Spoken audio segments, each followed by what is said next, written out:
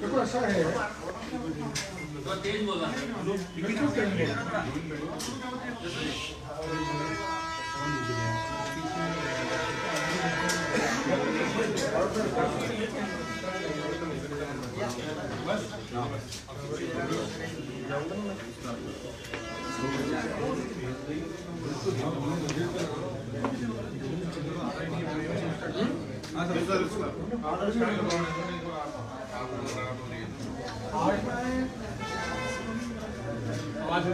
सुन लो भाई, सुन लो आराम से हम क्या कि भी क्या लंबा पहले से लगाए हुए हैं, ऐसा लगा दिया है। आप इनसे बात करो, हमारे कैमरे के सामने ये तो क्या गए हम ना ये आप नीचे बढ़िया मनु नीचे बढ़िया कर लो बैठ के एक्चुअली के जगह दूसरी पड़ गई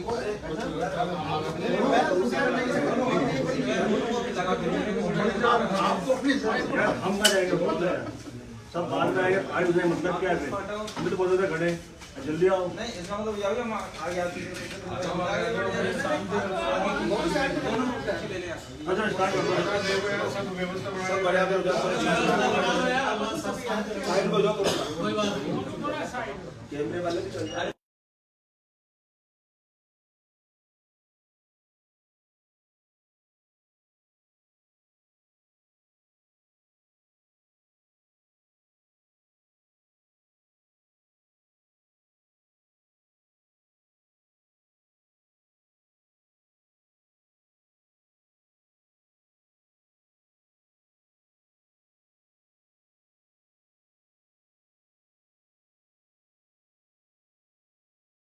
पत्रकार वार्ता के कंटेंट ज्यादा लंबे हैं। मेरे को चिंता इस बात की है कि मैं तो एक बार तो सोच रहा था 2 पत्रकार वार्ता करूं, लेकिन इत्तेजाई एक साथ में ऑफलाइन के साथ साथ ऑनलाइन पेपर घोटाला भी आज उजागर करूंगा। पहले मैं ऑफलाइन के बारे में जानकारी दे देता हूँ।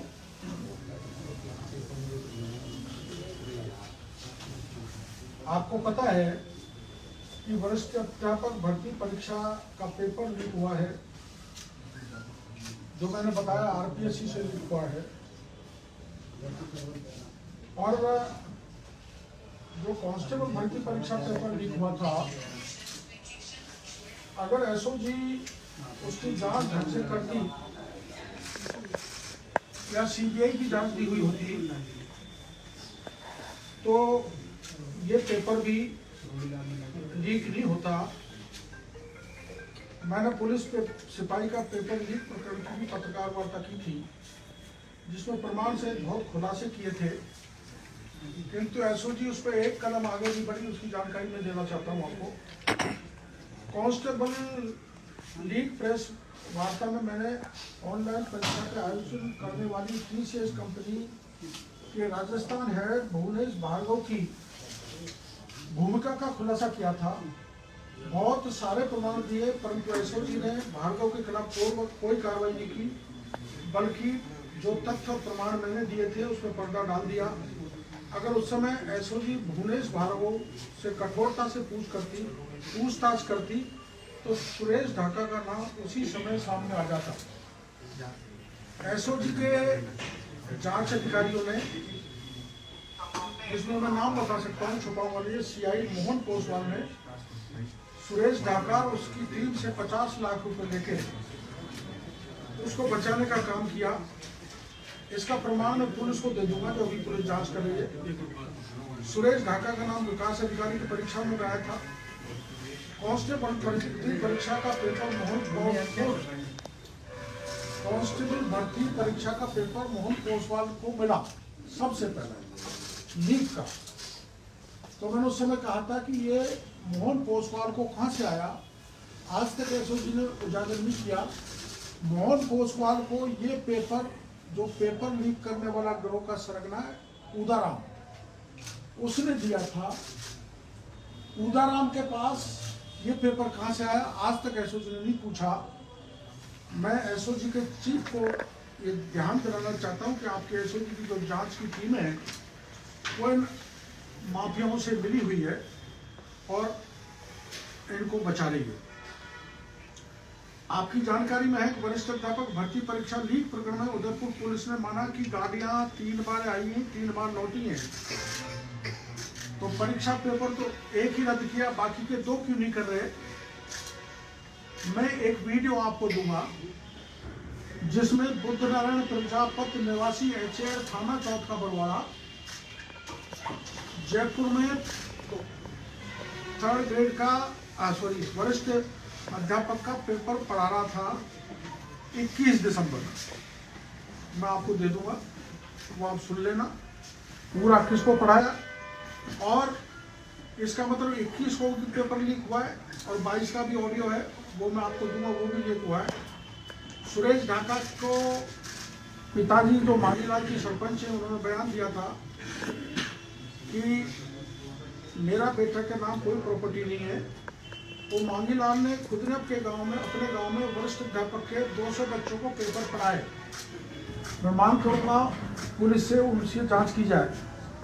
सुरेश ढाका एवं भूपेंद्र सारण, आपको पता है फॉरेस्ट की परीक्षा का भी पेपर लीक किया।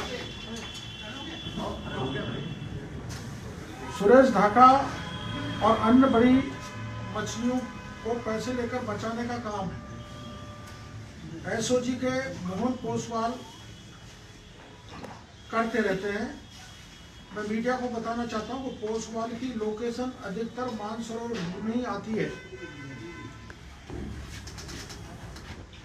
क्या वहाँ एसओजी का ऑफिस है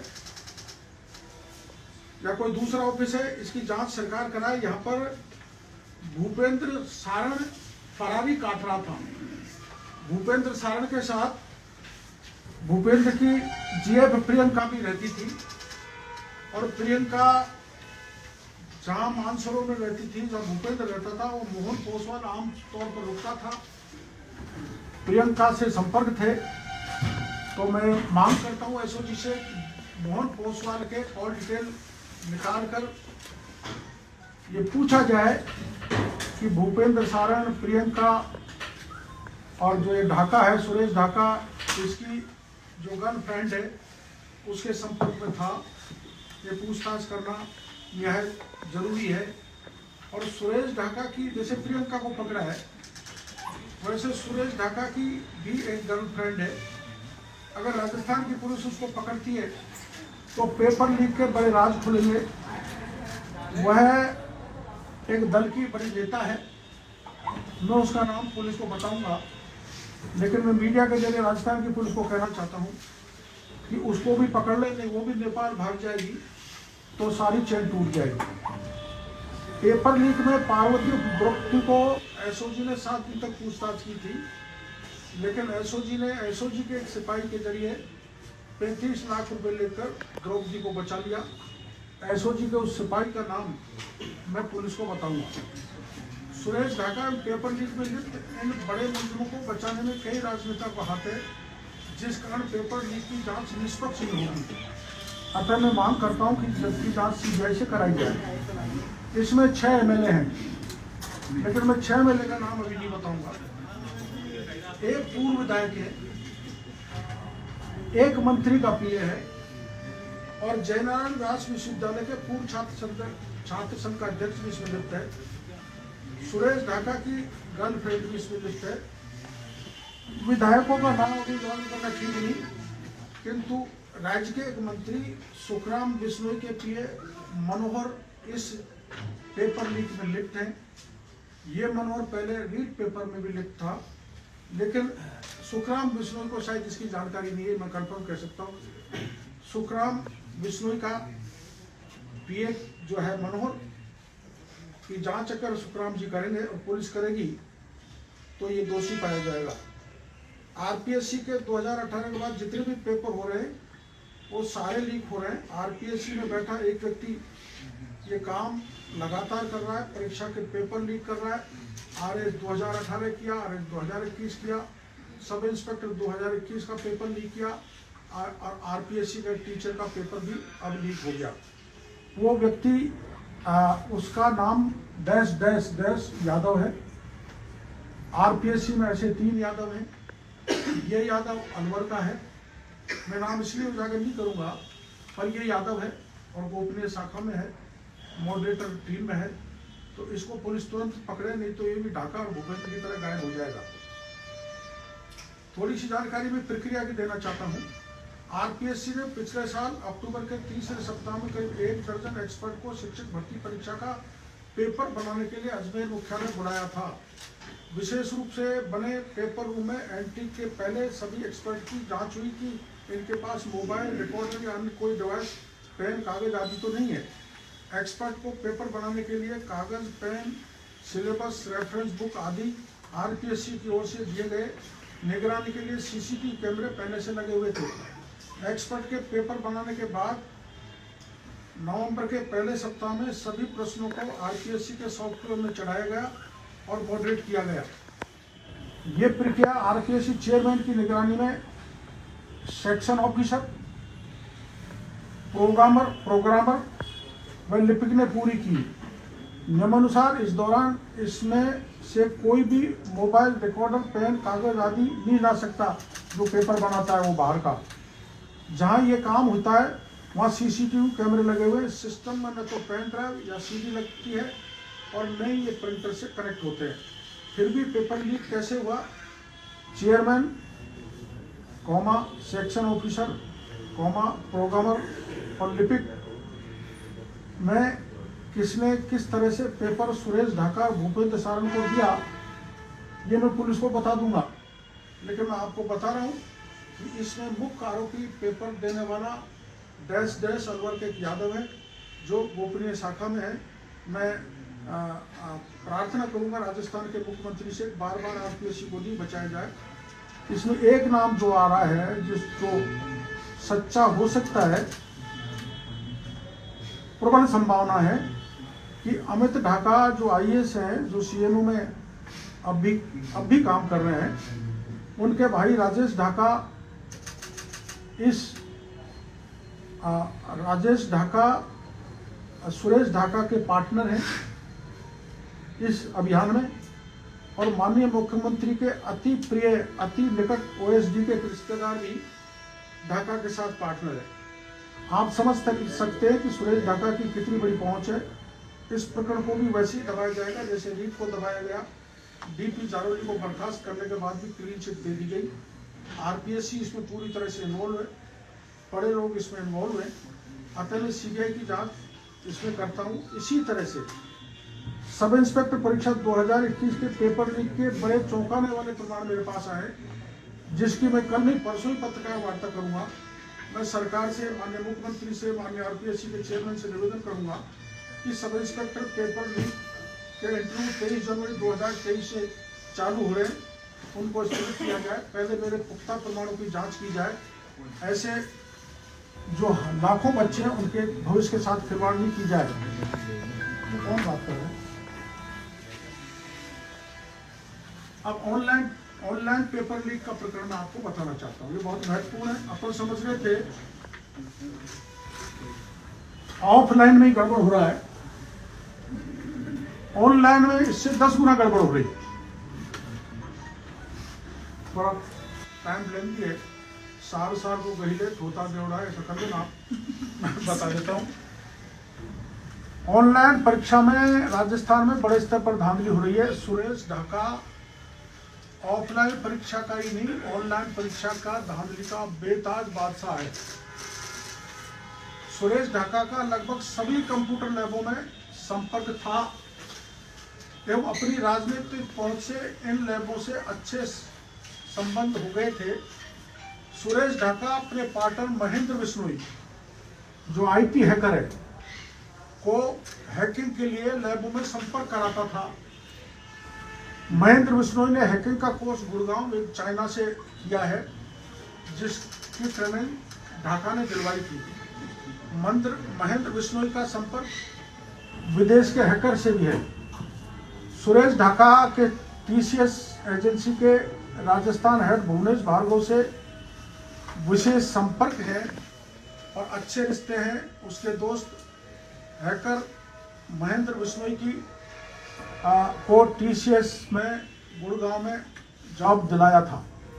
सुरेश ढाका के मैंने आपको बता दिया नेताओं से बड़े संपर्क हैं, सीएमओ तक पैठ है। आपको जानकारी है सबको कि सुरेश ढाका के दोस्त हैकर महेंद्र बिश्नोई की मदद से 2019 में यूथ कांग्रेस के चुनाव में हैक कर सुमित भगासरा, जो कि अशोक गहलोत ग्रुप के हैं, को जिताया था। इसके विरोधी मुकेश भाकर, जो कि सचिन पायलट ग्रुप के हैं, उसको हराया था। यह पूरे मीडिया में छपा था। इससे साबित होता है कि सुरेश ढाका के सीएमओ तक अच्छे संबंध हैं। इसके अलावा मंत्री, विधायक, जो मैंने आपको नाम बाद में बताऊंगा, उनसे विशेष संपर्क है। सुरेश ढाका पर बॉम्बे में मनी लॉन्ड्रिंग का मुकदमा दर्ज हुआ था। उसके बाद 2016 में राजस्थान आ गया। जो संदिग्ध कैरेक्टर वाला व्यक्ति 2016 से राजस्थान के बेरोजगारों के पेपर ऑफलाइन ऑनलाइन लीक करके लूट रहा है। टीसीएस कंपनी के राजस्थान हेड भुवनेश भार्गव की भूमिका सदैव संपर्क रही है, संदिग्ध रही है। कोटा के रहने वाले हैं। दिल्ली पुलिस भर्ती परीक्षा 2020 में कोटा के एक परीक्षा केंद्र ओम कोठारी कॉलेज ऑनलाइन परीक्षा सेंटर था। इस एक ही सेंटर से 226 अभ्यर्थियों का चयन दोषपूर्ण कराया था, जिसकी जांच सीबीआई द्वारा की जा रही है। दिल्ली पुलिस में 625 अभ्यर्थियों को अयोग्य घोषित किया था, जिसकी सूची में 225 अभ्यर्थी अकेले ओम कोठारी कॉलेज कोटा के थे, जो भुवनेश भार्गव के अभ्यर्थी थे। मैं उनके नाम का जिक्र पहले कर चुका हूं, जो पहले पत्रकार वार्ता की थी, लेकिन एसओजी ने इस भुवनेश भार्गव से जांच नहीं की। और इन्होंने आपको जानकारी में है कि कांस्टेबल भर्ती परीक्षा जो लीक हुई थी, इसके प्रकरण में Diwakar school Jhotwara CHO JEN परीक्षा लीक प्रकरण में जागृति विद्या मंदिर का नाम उजागर किया था, जिसमें सरकार ने दिवाकर स्कूल की मान्यता रद्द कर दी, किंतु जागृति विद्या मंदिर की मान्यता रद्द नहीं की और ना ही कोई कार्रवाई की। रामकृपाल की तरह या ये अधिगम इंस्टीट्यूट पे किए वैसी कार्रवाई नहीं की।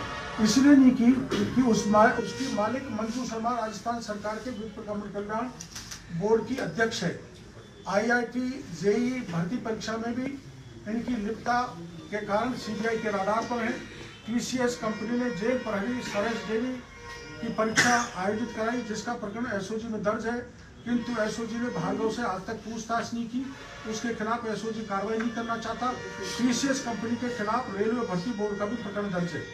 राजस्थान में ऑनलाइन परीक्षा जितनी भी आज तक हुई है, उन सब पेपरों को माफियाओं ने लीक किया है। ऑनलाइन पेपर भी लीक किया गया है, जिसमें टीसीएस के हेड भुवनेश भार्गव ढाका की अहम भूमिका है। अब मैं कुछ 5-6 विभागों के जो ऑनलाइन पेपर हुए थे उनकी जानकारी आपको देना चाहूँगा। पहला, विद्युत विभाग का। राजस्थान विद्युत प्रसारण निगम द्वारा IBPS एजेंसी के माध्यम से 9 से 14 नवंबर 2021 के मध्य कॉमर्शियल सहायक की परीक्षा कराई गई, जिसका परिणाम 9 दिसंबर 2022 को जारी हो गया, जिसके 2 परीक्षा केंद्र ग्रो कंप्यूटर इंस्टीट्यूट, जिसका मालिक अशोक चौधरी नागौर में है, और 3 विद्यार्थी व 3 बीकानेर के मालिक कपिल चौधरी के 50 विद्यार्थियों के पास होने के बाद IBPS एजेंसी ने संदिग्ध मानते हुए IBPS के कंपनी के 3 कॉलेज बीकानेर को और इस दोनों को ग्रो कॉलेज को ब्लैक लिस्टेड कर दिया। ये 53 विद्यार्थी जो ऑनलाइन फर्जी तरीके से पास हुए, इनकी जानकारी बिजली विभाग ने हाईकोर्ट को दी थी और 53 लोग हाईकोर्ट में गए और अभी कुछ दिन पहले हाईकोर्ट से आदेश कराना है बिजली विभाग के नाम से कि इनको पोस्टिंग दी जाए, इनको ज्वाइनिंग कराया जाए। मैं सरकार से मांग करना चाहता हूं, बिजली विभाग से मांग करना चाहता हूं कि इस प्रकरण को डबल बेंच में ले जाएं और जो बिजली विभाग ने जो तथ्य छुपाए उन तथ्यों को डबल बेंच में माननीय हाईकोर्ट को बताएं, जिससे ये 53 लोग जो गलत तरीके से ऑनलाइन पास हुए उनको रोका जा सके। राजस्थान जेल प्रहरी 2018 इस परीक्षा का आयोजन भी टीसीएस कंपनी द्वारा कराया गया, जिसमें बड़े स्तर पर धांधलियां हुई उनके प्रमाण भी मैं पुलिस को दे दूंगा। ये पेपर भी रद्द करना पड़ा। ये मामला भी एसओजी के वहाँ लंबित है। एसओजी इसमें हाथ नहीं हिलाना चाहती। सरस डेयरी RCDF भर्ती परीक्षा 2021 का पेपर भी TCS ने करवाया था। केंद्रों से सभी अभ्यर्थियों का चयन हो गया। जिस विषय पर प्रिंट मीडिया ने मुद्दा उठाया था उसके मामले को दबा दिया गया। इस परीक्षा का संचालन TCS कंपनी के हाथ में था, लेकिन एसओजी ने अभी तक कोई कार्रवाई नहीं की। ग्रुप D रेलवे भर्ती परीक्षा 2008 इस परीक्षा का आयोजन भी TCS कंपनी द्वारा कराया गया, जिसमें RA कॉलेज जयपुर में TCS कंपनी ने बड़े स्तर पर धांधली की। एसओजी की टीम ने CS कंपनी के अजय शर्मा, सुभाष शर्मा एवं जयपुर शहर के हेड मृत्युंजय के पकड़कर पूछताछ की, किंतु दोनों को एसओजी ने छोड़ दिया और इनको किसी प्रकार की कोई गिरफ्तारी नहीं की। अजय शर्मा एवं सुभाष शर्मा जो TCS कंपनी के पूर्व कर्मचारी हैं, इन्होंने रीट भर्ती में भी धांधली की थी। एसओजी ने गिरफ्तार किया था, लेकिन एसओजी आगे नहीं बढ़ी और इस मामले को दबा दिया। अभी जो हाल में मेडिकल ऑफिसर्स की परीक्षा का रिजल्ट आया है, जो RUHS ने मेडिकल ऑफिसर की परीक्षा कराई थी 21 दिसंबर 2022 को आयोजित की थी। इसकी भी जिम्मेदारी RUHS ने सीधी TCS एजेंसी को दी थी। मेरा दावा है कि इस परीक्षा में भी बड़े स्तर पर फर्जीवाड़ा हुआ है, जिसका विरोध अभ्यर्थी अब भी कर रहे हैं। डॉक्टर्स जो छात्र बाहर से MBBS करके आए हैं, जिनमें से ज़्यादातर अभ्यर्थियों के 70% से अधिक मार्क्स मिले हैं, वो उतने कॉम्पिटेंट नहीं है जितने अपनी राजकीय मेडिकल कॉलेज से डिग्री लेकर इंटेलिजेंट बच्चे पास हुए हैं। उनको रख दिया गया और बाहर के लोगों को बड़े नंबर देकर TCS कंपनी ने पास कर दिया, रिजल्ट भी जारी कर दिया। और प्रत्येक, मैं दावे के साथ कहता हूँ, प्रत्येक ऐसे पास होने वाले मेडिकल ऑफिसर से 20-20 लाख रुपए लेके करोड़ों रुपए RUHS ने इकट्ठे किए। इसमें माननीय स्वास्थ्य मंत्री जी के पुत्र से जांच किया जाना नितांत आवश्यक है। ऐसे UGC नेट परीक्षा में TCS ने धांधली की। बीकानेर नर्सिंग कॉलेज के एक ही सेंटर में 20 छात्र JRF में चयन हुए। ये इस सेंटर पर भी बड़ा फर्जीवाड़ा हुआ और इस सेंटर पर भी होने वाले अन्य परीक्षार्थियों ने भी इसी प्रकार की धांधली कर रहे हैं। ये महत्वपूर्ण बात है, 20 छात्र पूरे देश में टॉप आए एक ही इंस्टीट्यूट के, तो इससे स्पष्ट होता है कि इन्होंने घोटाला किया है। कील कॉलेज बीकानेर में है, बीकानेर में नर्सिंग कॉलेज है। ये दोनों कॉलेजों के मालिक पार्टनर हैं। जब किसी परीक्षा का सेंटर कील कॉलेज में आता है तो नर्सिंग कॉलेज में सेंटर नहीं आता, और जब नर्सिंग कॉलेज में सेंटर आता है तो कील कॉलेज में सेंटर नहीं आता। अर्थात दोनों मालिक मिलकर परीक्षाओं में ऑनलाइन परीक्षाओं में धांधली कर रहे हैं।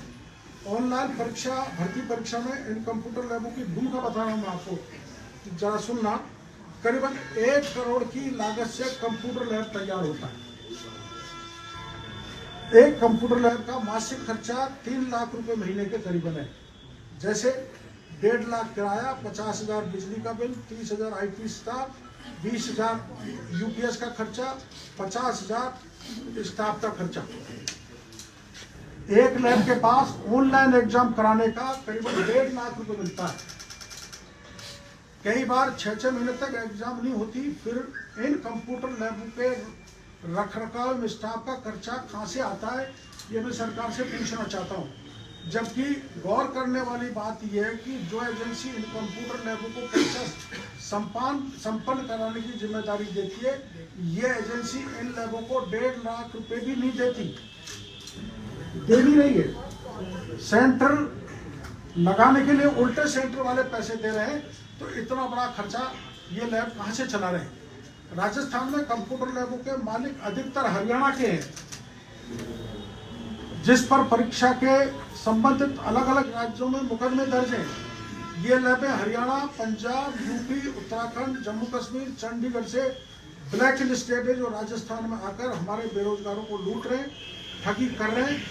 हरियाणा के लोग अपने स्टेट के बच्चों को यहाँ लाकर फॉर्म भराकर उनको राजस्थान का विकल्प देकर उनको पास करा रहे हैं, और हमारे राजस्थान के बच्चे भटक रहे हैं। राजस्थान में ऑनलाइन परीक्षा सेंटर बुक कराने की प्रक्रिया TCS एजेंसी खुद सेंटर बुक कराती है, जिसका राजस्थान हेड भुवनेश भार्गव है। TCS के अलावा अन्य कंपनियां राजस्थान के वेंडर के माध्यम से सेंटर बुक करती हैं। राजस्थान में मुख्य 3 वेंडर कंपनी हैं। साई एजुकेशन प्राइवेट लिमिटेड, जिसके मालिक रमेश शर्मा हैं, ऐसे सिल्फर प्राइवेट लिमिटेड जिसके मालिक राघवेंद्र नरूका एवं गगनदीप शर्मा है, net pharma techniques private limited जिसके मालिक रितेश शर्मा है। मेरे संज्ञान में आया कि उक्त तीनों वेंडर परीक्षा सेंटर आवंटित करने के लाखों रुपए कंप्यूटर लैबों से लेते हैं एवं लैबों को परीक्षा संपन्न कराने की राशि भी नहीं देते। इसका मतलब यह है कि कंप्यूटर लैब उक्त वेंडर से मिलकर करोड़ों का कारोबार एवं ऑनलाइन परीक्षाओं को बड़े स्तर पर घोटाले कर रहे हैं। मेरा दावा है कि राजस्थान में इन कंप्यूटर लैबों के खाते चेक कराए जाए तो पता लगेगा कि इनके द्वारा कराई गई परीक्षा का पैसा भी इनके खातों में नहीं आया है। फिर करोड़ों रुपए की लगाई गई लैबों का खर्चा कहां से चल रहा है। ऑनलाइन परीक्षाओं में ऑफलाइन परीक्षा से 10 गुना घोटाला है। इसमें काला धन बहुत बड़े पैमाने पर काले धन का गोरख धंधा चल रहा है। कंप्यूटर लैबों की सूची मैं आपको बताना चाहता हूं। जयपुर में पल्लवी इंफोटेक, सत्य साई, सत्यगुरु, नितिन पब्लिक स्कूल, संस्कार school, SJM girls college, Rawat PG college, Kautil institute Sitapura, नमो इंडिया, जागृति, मंजू शर्मा का उत्कर्ष, कानपुर इंस्टीट्यूट, तक्षशिला, अल्फा, राजधानी engineering college Bhankrota, Cambridge school लोहा मंडी, ABC लोहा मंडी, पंडित दीनदयाल उपाध्याय भांकरोटा, शंकरा कॉलेज, अमर पब्लिक स्कूल और महात्मा गांधी सीतापुर।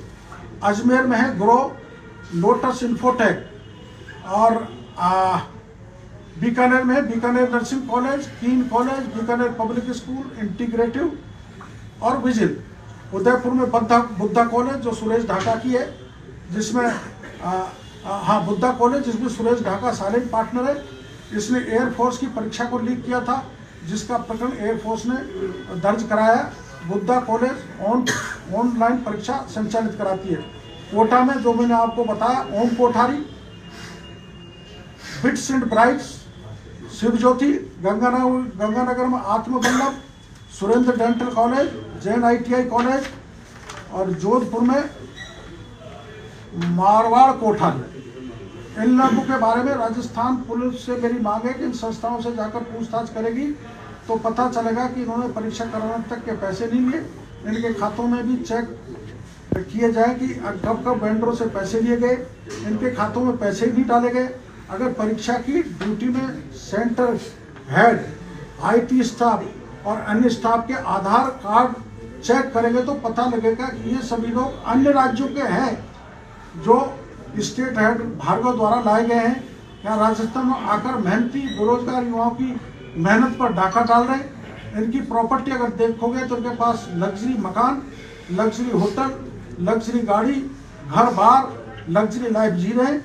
जितनी भी ऑनलाइन परीक्षा कराई गई उन सब का पेपर इस तरह से लीक हुआ है जो मैंने आपको बताया। अतः मेरी मांग है सरकार से कि ऑनलाइन परीक्षाओं की जांच भी CBI से करें। रोहिला जी, एक सवाल था कि आप बार बार प्रेस कॉन्फ्रेंस करते हैं, इतने सारे तथ्य भी रखते हैं, SOD में जाके तथ्य बताते हैं, कोर्ट में जाते हैं तो आपसे CBI जांच की मांग को खारिज कर दिया जाता है इन तथ्यों में। तो इन तथ्यों का महत्व क्या है? आप इसलिए मैं 19 जनवरी को हजारों बेरोजगार युवाओं को लेकर दौसा से जयपुर कूच कर रहा हूं और जो मैं बार बार मांग कर रहा हूं उसके लिए मैं हजारों युवाओं को लेकर, बेरोजगारों को लेकर स्थायी रूप से धरने पर बैठूंगा। जब तक बैठा रहूंगा जब तक सरकार राज्य के लाखों बेरोजगारों की इस मांग को नहीं मानेगी। डॉक्टर साहब, एक सवाल ये भी बनता है कि इतने मुद्दे आप उठा रहे हैं और इतने माफिया, शिक्षा माफिया के खास करके ये मुद्दे, आपके नजर में सुझाव क्या है शिक्षा माफिया पे अंकुश लगाने का? सुझाव तो हमने मांग की थी, बेरोजगारों ने भी की थी कि सख्त कानून बनाया जाए। कानून तो बनाए लेकिन उनमें लूप होल बहुत है और उस कानून को धरातल पर नहीं उतारा जा रहा। कागजों पर कागजी घोड़े दौड़ा रहे हैं। आपको पता है जिस अधिगम इंस्टीट्यूट को गिराया है वो सुरेश ढाका का नाम नहीं था। तो ऐसी कार्रवाई सरकार इसलिए कर रही है, 50 लाख करोड़ 1.5 करोड़ की बिल्डिंग को तोड़ के राज्य के 40 लाख बेरोजगार जिनके साथ सभी परीक्षा में धोखा हुआ है, विश्वासघात हुआ है, उनको ठगा गया, उनको लूटा गया, पेपर ऑफलाइन ऑनलाइन लीक किए हैं, उनके ध्यान को बांटना चाहती है सरकार। इससे काम नहीं चलने वाला है। इसलिए सरकार से पुनः मेरा करबद्ध निवेदन है कि राजस्थान के लाखों बच्चों को भविष्य को दृष्टिगत रखते हुए इन सारे प्रकरणों की सीबीआई की जांच कराई जाए, विशेषकर 3rd ग्रेड टीचर, कांस्टेबल भर्ती, आरएस का और सब इंस्पेक्टर का और रीट के पेपर की सीबीआई से हर हालत में जांच कराई जानी चाहिए। किरोड़ जी, ऐसा है कि कुछ आपने नाम बताए और कुछ छुपा लिए, डैश डैश डैश, ये एमएलए डैश डैश, ये मंत्री। मैंने इसलिए छुपाया, आपको पता है। हाँ, मेरी बात तो सुनिए। जी साहब, अगर आपको छुपाना है, सिर्फ पुलिस को ही बताना है, जो कि आपने सुन नहीं है, तो फिर मीडिया को बुलाने का क्या मतलब है? यहाँ तो आपको तथ्य पूरे बताने मैं चाहिए। क्षमा चाहता हूँ आपसे। मैंने आपको पता है, जब पहले पत्रकार वार्ता की थी तो मैंने सुरेश ढाका और भूपेंद्र सारण का नाम बताया था। दूसरे दिन पुलिस को उनको पकड़ना चाहिए था, 2 दिन तक वहाँ पर रहे और वो पार हो गए और अब कहते हैं थाईलैंड पहुँच गए। इसलिए मैं कोई आपसे दुर्भावना नहीं रख रहा हूँ मीडिया से। मैं अल्टीमेटली नहीं पकड़ेंगे, मैं सारे नाम मीडिया को बताऊंगा ही, लेकिन मैं चाहता हूँ कि ये भागे नहीं और पुलिस उनको पकड़ ले। इस दृष्टि से मैंने 2-3 एक नाम आपसे छुपाए, जिसके लिए मैं क्षमा चाहता हूँ। डॉक्टर साहब, ऐसा है, एसओजी पुलिस से सब जांच कर रही है, वो जांच करती है लेट, वो नाम उनके नाम आते हैं लेट। आपकी ऐसी कौन सी जांच एजेंसी है जो सबसे पहले आप ये तथ्य उजागर करें? कौन सी जांच? जांच एजेंसी तो कोई नहीं है, पर राज्य के जो बच्चे लुट रहे हैं या जो ठगे जा रहे हैं या जो पेपर लीक हो रहा है ऑफलाइन या ऑनलाइन, उन बच्चों को मेरे पर भरोसा है, वही मेरे को कागज ला के देते हैं, वही एजेंसी है और कोई एजेंसी नहीं। डॉक्टर साहब, ये घोटाला कितने वर्षों से चलता आ रहा है? का जो ये भर्ती घोटाला है अभी 2016 से मान के चलो, मैं 2016 से अभी 2023 तक के मैंने ये घोटाले ऑफलाइन ऑनलाइन आपको बताया। इससे पहले ऑनलाइन जो परीक्षा है उनका घोटाला, उनकी मुझे जानकारी। डॉक्टर साहब, मेरा सवाल पेपर लीक से 2016 में बीजेपी राजस्थान की एक महिला अधिकारी ने डीएलवी डायरेक्टर पर बहुत गंभीर आरोप लगाए हैं, एक मंत्री भी आरोपों की चपेट में है। उस विषय पर आप कब प्रेस कॉन्फ्रेंस करेंगे? महिला आयोग की एक टीम भी राजस्थान आ रही है, आपकी कोई बयान दिया है? महिला अगर मेरे को मिलेगी और सत्ता प्रमाण देगी तो मैं निश्चित रूप से मीडिया को बताऊंगा। किरोड़ जी, आपने कहा था कि 2016 में बीजेपी की सरकार थी, उस समय भी घोटाले हुए। मैं बता रहा हूँ 2016-17 पूरे सारी बात करा लेंगे। गहलोत साहब ने अगर हिम्मत है तो दोनों राज्यों के लिए घोटाले की जांच कराई जाए, जो दोषी हो। आप विधानसभा में थे उस समय जब बीजेपी की सरकार थी ना, तब मैं बता रहा हूँ जानकारी। कब से जानकारी में आए ये मामले आपके? ये 2-3 साल।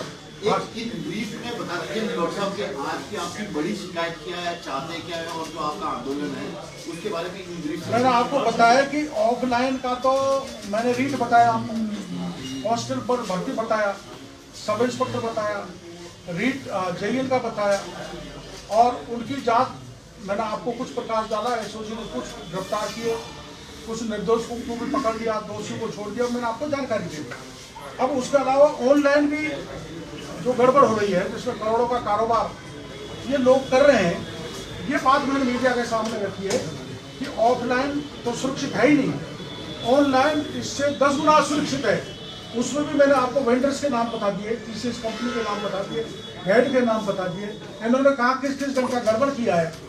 मैंने 256 बच्चे सिपाहियों के बता दिए, 20 बच्चे जेआरएफ के टॉपर बता दिए, एक ही जगह के 20 बीकानेर के 20 टॉपर आ रहे हैं। तो ये सारा मैं प्रमाण आपके सामने इसलिए दे रहा हूँ कि मीडिया इसको चस्पा करेगा, जनता को लाएगा तो दबाव सरकार पर पड़ेगा, तो हो सकता है सीबीआई की जांच हो जाए और ये घोटाले स्थायी रूप से रुक जाए। किस लेवल के अधिकारियों की भूमिका आपके हिसाब से इस पूरे मामले में है? क्योंकि पुलिस पकड़ रही है, कुछ लोगों को कार्रवाई हो रही है, बिल्डिंग भी तोड़ी जा रही है। विशेषकर जांच अधिकारी स्तर पे, जैसे एसओजी में ये नहीं कहता कोई एडिशनल बिजनेस में इन्वॉल्व है। जैसे मैं मंत्री जी सुखराम बिश्नोई का नाम नहीं बताता वो इन्वॉल्व है, लेकिन उनके पीए इन्वॉल्व है। जैसे मैं आरपीएससी के उस यादव का नाम बता रहा हूँ, मैं गारंटी के साथ ये कह नहीं सकता कि उसके ऊपर के अधिकारी भी इसमें इन्वॉल्व है। जब तक प्रमाण नहीं आए तो अंतिम व्यक्ति जहाँ से पेपर जिसके हाथ में जा रहा है वही लीक कर रहा है, तो बाढ़ खेत को खा रही है, उसको पकड़ोगे तो मैं बता रहा हूँ 6 MLA, ये मंत्री, ये ब्यूरोक्रेट, ये अमित ढाका, ये फलाना जो भी है, सबका लिंक बन जाएगा अगर उसको पकड़ेंगे।